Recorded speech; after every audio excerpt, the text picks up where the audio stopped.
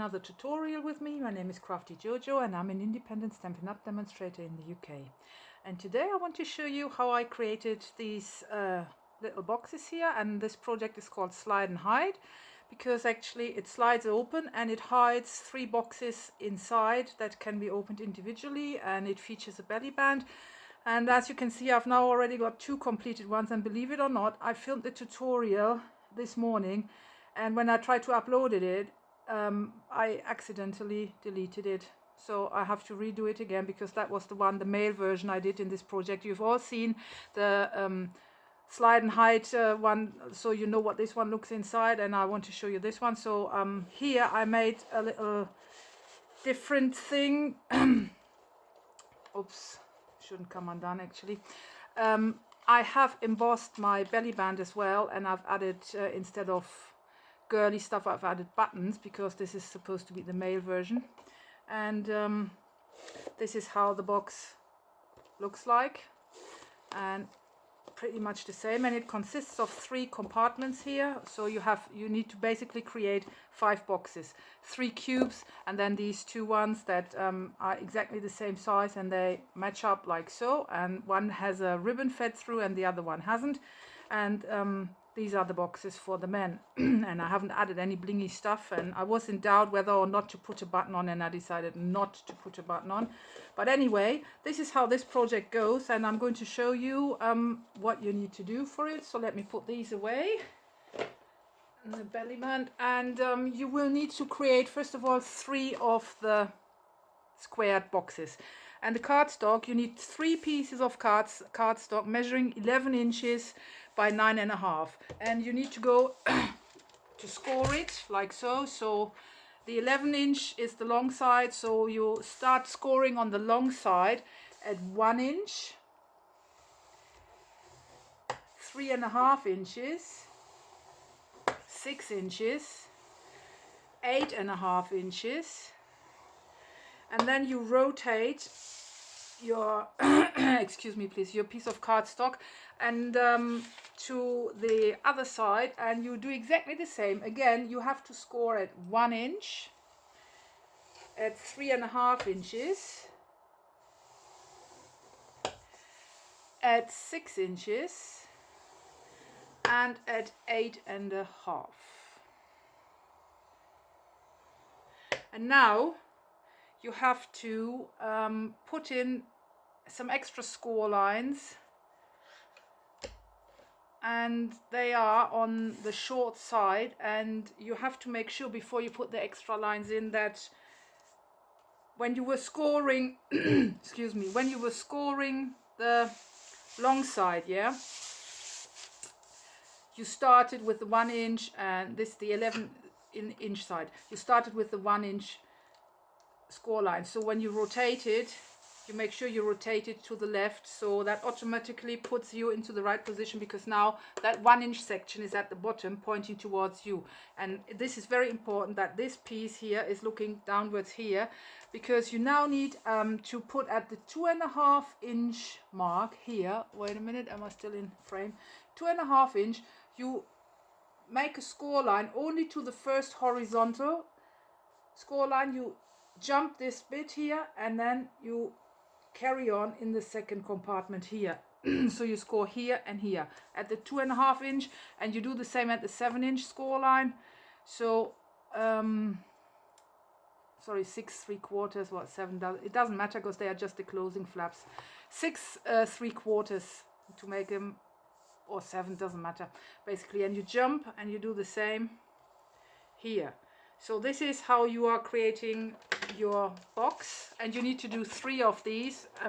Please refer to my blog for the correct score and for the correct measurements and score lines, score measure, scoring figures. Jesus Christ, sorry for that, because I might misspeak the odd one. So just to make sure that you get the 100% correct figures and measurements, go to my blog.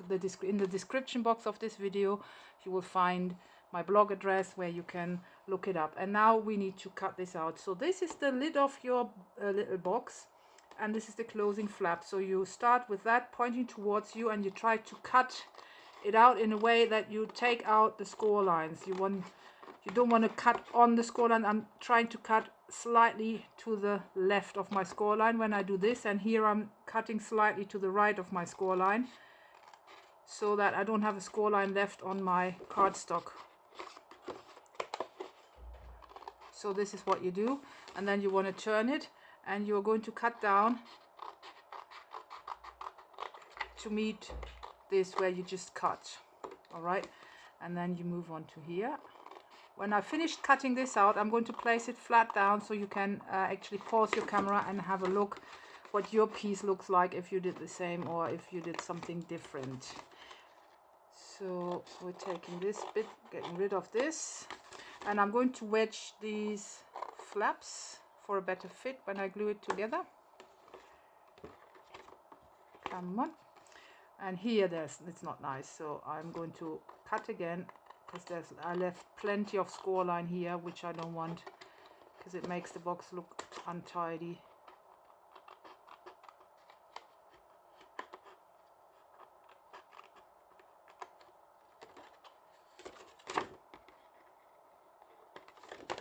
There we go. And then we are doing the same here.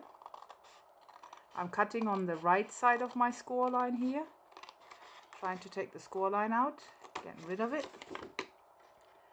And I'm cutting my flap, and then I'm going to wedge it to both sides for a better fit. And then we are doing exactly the same on this side. So this is all we are taking out here.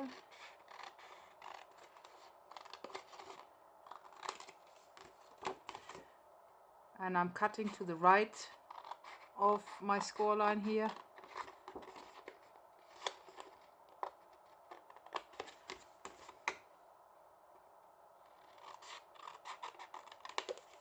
And I'm wedging this and this.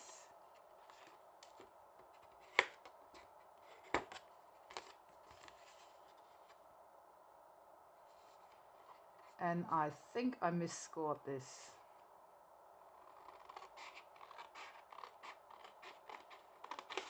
I'm pretty sure I did, because this section is wider than this and it shouldn't be, so I think I didn't look well what I did here. Oh well, I have to redo it then. Blimey. Can't believe that this happened again. Let me just have a look.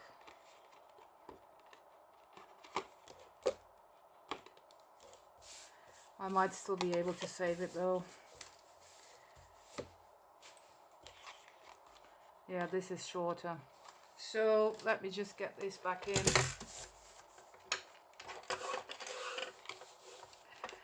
1 inch, 3.5 inch, 6 inch, 8.5, and I scored at 8. Blimey. All right, I just corrected that. So the measurements I gave you are right, but I didn't do what I said. So if you have this, what you can do to save your piece of cardstock is turn it over, rub down your score line from the other side, flatten it out, and that's good enough, because later on this is going to be covered with one of these panels and you won't be able to see it anymore. So I can still use this bit. Yeah, I saved it. All right. Next thing to do is round the corners of the long bits here. So, oops. Going to use this one. This is retired, but any other corner rounder. If you've got the envelope punch board, it has a nice corner rounder you can use, or any other brand, because I think currently there is no handheld corner rounder punch that Stampin' Up does, and I still want to take out my score line here because I'm not too impressed with that one.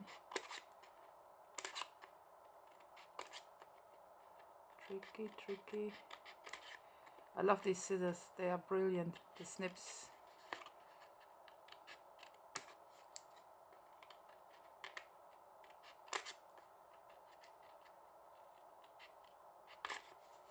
That's good enough.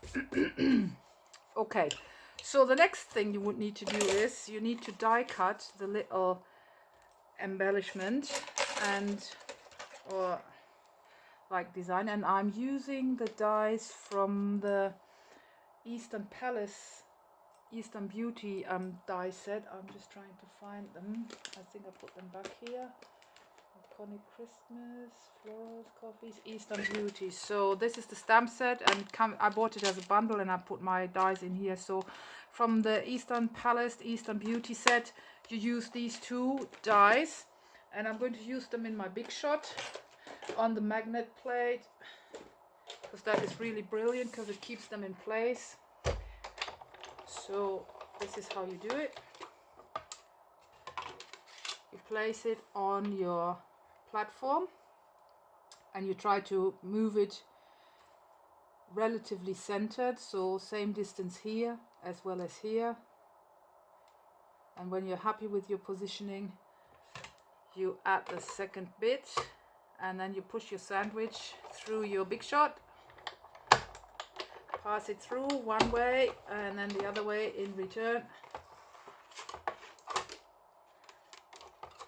And these are high quality dies, so they immediately come out, as you just saw. I didn't need to do much.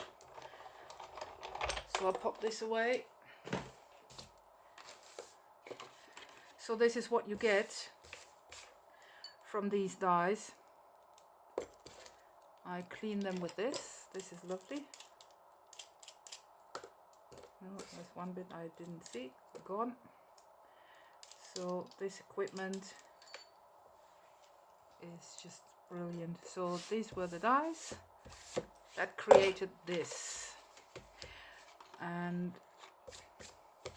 this is really beautiful. And to cover this up, you need to cut a piece of cardstock. So you need to do this 3 times. So you need 3 of these, and they measure 2 3/8 by 2 3/8, and it's going to be glued to the back side of this. And I'm going to do this now.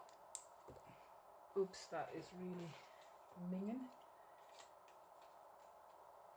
Here we go. So I just do a circle, and then I do the corners.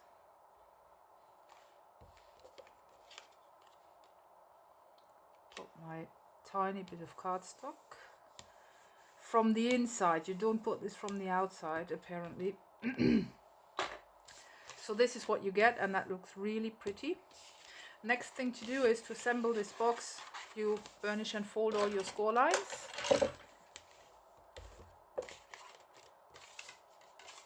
And I want them really crisp, so I give them a good rub.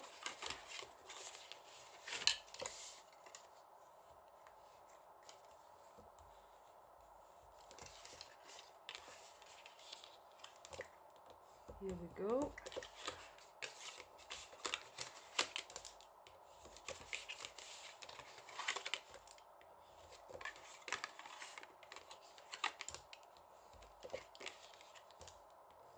Okay, so this is how our box assembles, just to give you a quick idea.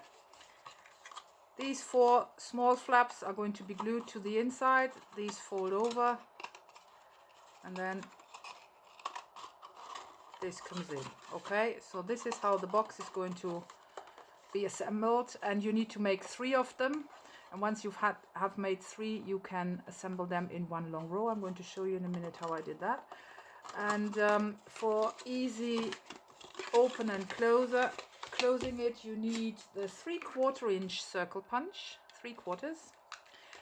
And I'm just going to, opposite my lid, going to eyeball this centered and just take a wee bit out here like so, allowing me to assemble the box now. Oh, sorry, just hit my camera. Oops. Okay, so I'm using wet glue like so, and it doesn't really matter how wide you make the flaps, and I'm just going to glue it together, making sure that this one I don't want there.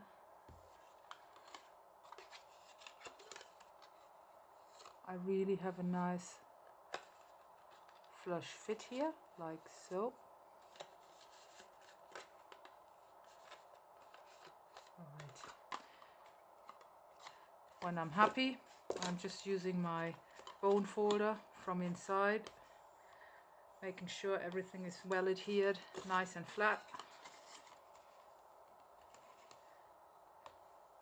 And before I carry on with the next side, I double check, nothing has moved. Great. So you want to put glue on the other two flaps and do exactly the same, and that's basically your box assembled. And if the flaps are not the same width, that's no problem, like here. If you haven't hit exactly the same score line at the 2.5 and 7 inch mark, it doesn't matter. It's going to disappear inside your box. Nobody will ever see it ever again. So here we go. Right. And again, you want to use your bone folder.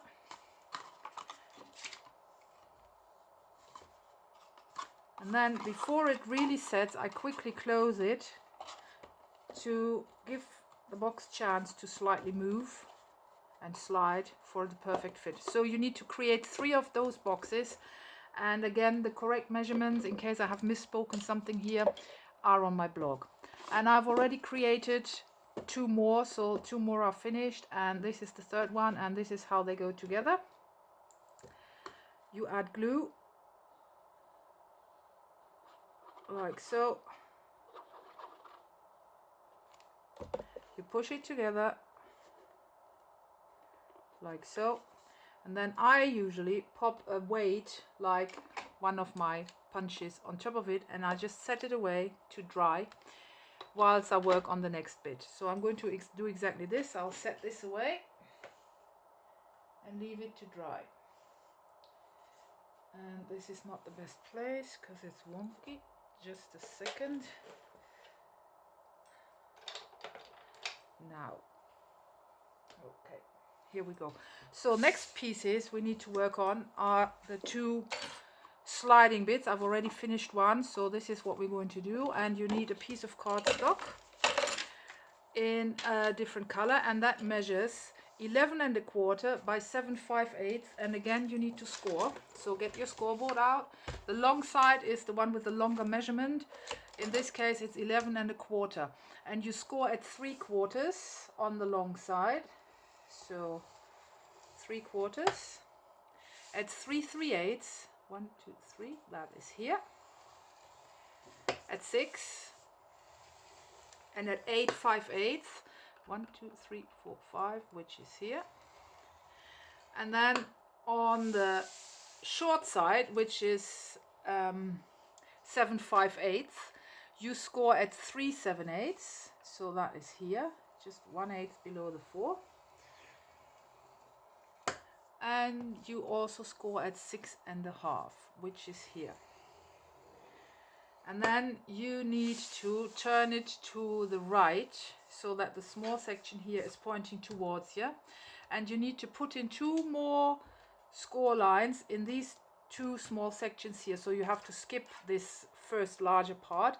So at 2.5 inches, roughly. Again, it doesn't matter if it's 2.5 or 2/3/8. Just try to find a score line, because that's going to be the flap that glues the whole thing together. And then at 6.75 roughly, and you only score in between these 2 partitions there. And this is going to go like so. So you're going to take this, and you will need to cut out to the right side of your score line. You are cutting, okay, come on, you're cutting to the 2nd horizontal score line. Then you're coming in from here, and you just cut out the flap basically, and you're going to wedge it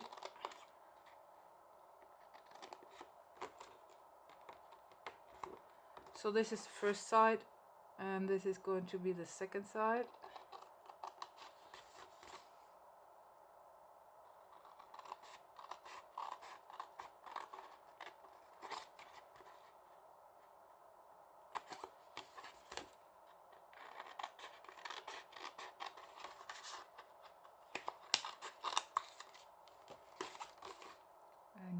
wedge it.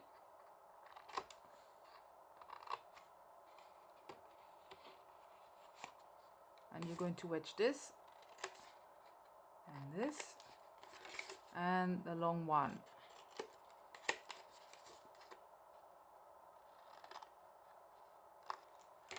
So this is what you've got after you have scored and cut it out. And you would need to put in the slits on this one for your ribbon.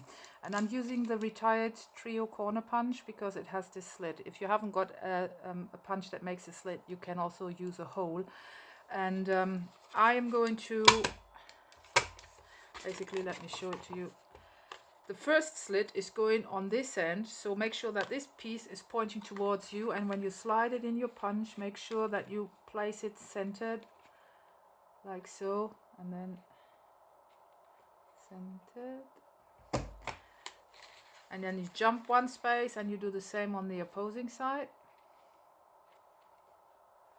And this will allow you to feed your ribbon through easily. So the next thing we need to do is burnish and fold, burnish and fold.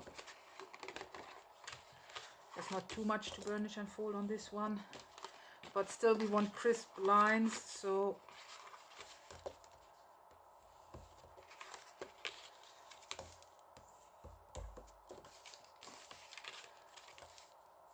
and this is how it assembles.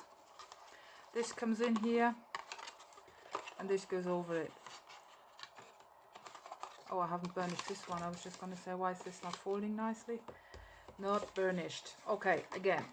So this comes in here. This flap closes to there, and this one is going to be glued inside here. That's why it doesn't matter how wide it is again. Just as long as you make sure when you glue it in that it's really flat. And then this comes over and forms your second bit. And I'm quickly going to do this, and then we can already assemble our box.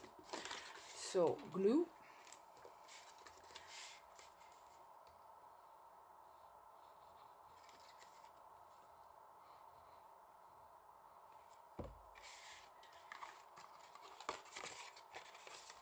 And I usually come a bit forward in and then slide it in like so,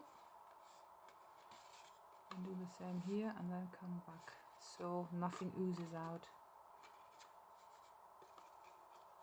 All right,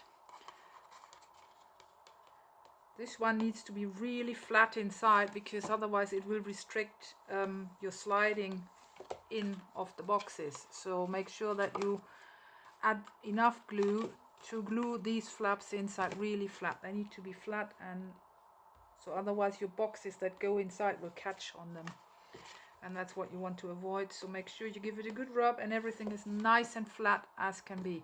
Next thing is you bring this in, add a bit of glue here just to help with this,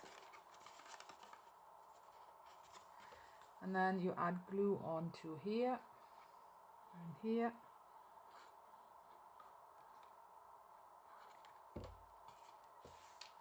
And then you close this little box.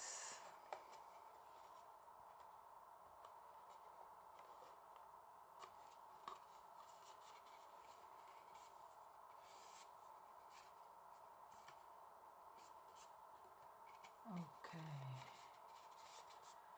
So, want a nice crisp corner here as well. So I put this down, and again you really have to take your time and keep rubbing until your glue starts to set, because you need everything inside flat as a stamp. So this is what we do in here, and once this is done we are good to go. Oops.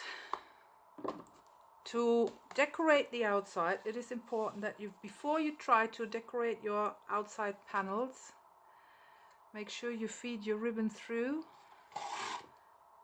the two slits, like so.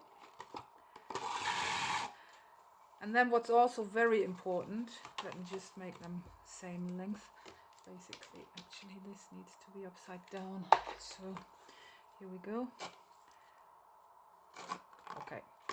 because if you want to glue on the panels that we have pre-cut, I'm going to give you the measurements for these panels, and I actually have embossed them, and the panels that are going to go on our box can only be glued in place once the ribbon is in. Otherwise, you won't, if you glue these in before you have put your ribbon through, you won't be able to feed the ribbon through it. So and also when you glue it in, make sure you avoid putting glue in this area. So this is very important. So these panels you would need for your 2 boxes, you need 8 altogether. And the panels measure 3 5/8 by 2 3/8. So you need to do 8 of those and emboss them. And for this design, I have used this Sizzix embossing folder. It's a bit like a garden trellis or something. It's not a Stampin' Up folder, but it's from Sizzix and it's everywhere available. But Stampin' Up has very similar ones, so you can use any, but I just like it, so I used it. And I embossed all my panels with it. And for the end sides, you need 2 little squares that go on here, and those ones measure 2 3/8 by 2 3/8, and you leave them without rounded corners, like really squared. So we're going to glue these on with wet glue. Sorry, again. And as I said before, remember to leave out the area where your ribbon is. So you can put glue here and everywhere, but not where your ribbon is. And then you just pop it on like so, and you do this on all 4 sides. Apparently on the 2 sides where there's no slit, you can just add your glue everywhere.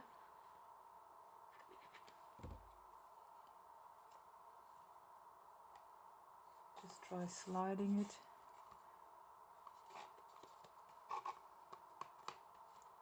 Here we go. And the color I've used here is crumb cake. Like it. I think it looks good with the bright, you know, it downgrades the very like into your face color, this lemon lime green. I love it really, but it's, for some people it's just too much color. So by adding the crumb cake to it, it just basically calms the whole appearance down a bit, I thought. I don't know what you think about it. Well, anyway, it's my box, I'm doing it the way it is. Here we go. So again, leave some space out here so you don't glue down your ribbon, which would be a disaster. And this is how this goes on here, and this goes on here. And again, all the measurements are on my blog, and apparently you need to do 2 of those because you have 2 parts. So the second one goes here, and 8 of the long ones to do the outside of your box. So this is it now. The outside can actually now be set away to dry. Just make sure it adheres nicely everywhere, hasn't shifted. Okay, so this is our outside. And now we need to take off the weight. And I've already added these panels. So you need to cut 11 of these, 2 3/8 by 2 3/8. Use the corner rounder punch or your envelope punch board to round the corners. And add glue and just glue them on to the sides of your box. This is going to reinforce it. I even put them at the bottom because it's gonna make your box really sturdy, and that's what you want. And this side, and then there's one little thing more to tell you about the front bit where the gap for the thumb is, because there we need the circle punch again. So I'm going to pop this on here. There you go. I'm fine with that. So this bit here, you know, there's this gap here. So if I glue this on, it looks silly and doesn't do the job. So you are now going, the first one you use the 3/4 circle punch, and this is the 1 inch circle punch, and you try to place it as centered as possible. and you fit it like so. And then your 3 boxes that slide inside are already done. You could decorate if you like with whatever you, instead of cutting and embossing panels, you could also stamp your own designer paper or however you like it. I'm just trying to give you some inspiration. So this is what my 3 boxes will look like when the box opens and comes undone. So carefully, because it's still wet, don't want to move anything, that would be very, very upsetting. Just gave up on me, and this is how this closes. Slides in, and you're just going to tie your ribbon here, and what's left to do is the belly band. So I'm quickly going to tie my bow. And where is my tweezers? Here they are, because I use tweezers. Very difficult with my long nails otherwise, but this works great for me. And I'll just pull it through. There you go. And then I'm going to trim the ends apparently, but now it's all about the belly band. And so this is how the box goes together. And the belly band is a piece of cardstock that measures 11¼ by 3 inches wide. And as you can see, I have embossed this with a different embossing folder because I just thought I like the idea of textures. And this is a no-name embossing folder from Darris, and it was a freebie in one of the British craft magazines, and you will find similar ones.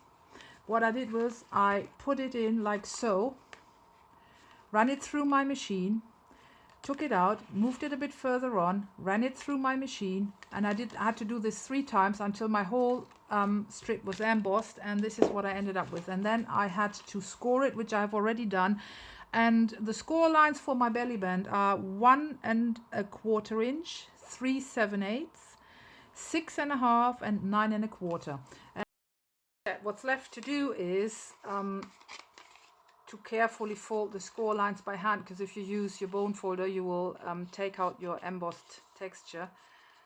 And also to get a good fit, I don't want them to be too much put in concrete, so that I can still adjust. All right, so your belly band goes around your box, and when you glue it together you must make sure that it has a loose fit, because if you put it on too tightly your belly band won't slide easily, and that's not what you want. So make sure that you give it a bit.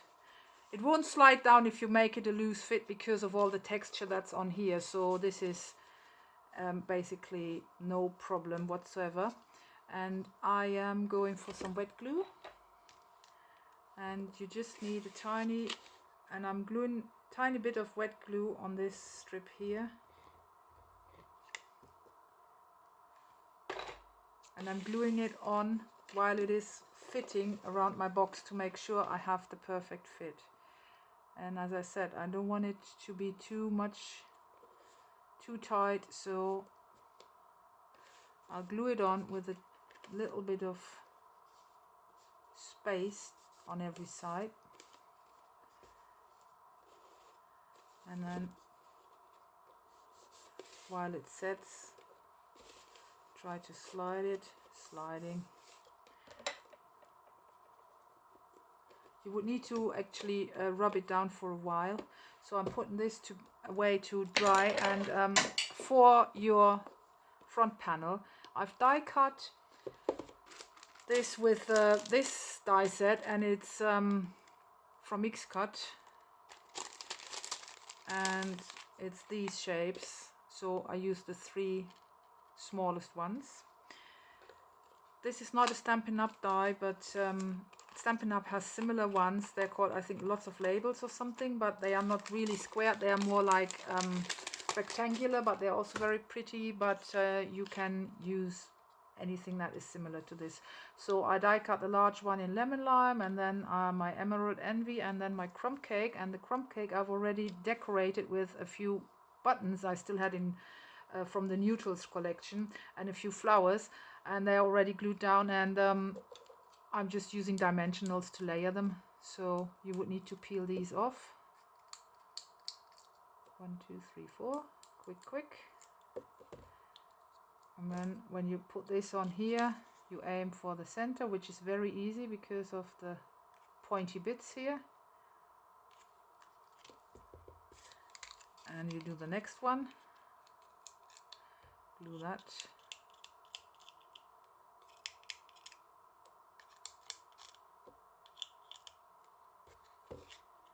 Do the same thing.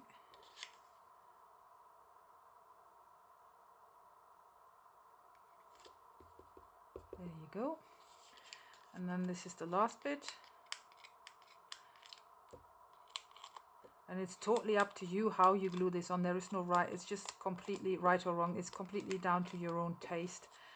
So I'm going to use this to cover up this side, so you can glue it on like so, or like so, whatever you like best. I prefer it like so, and I have a very good reason for that, because with the two other bits here sticking out a bit, this helps to slide it off, as you can see, because you can hold on to it.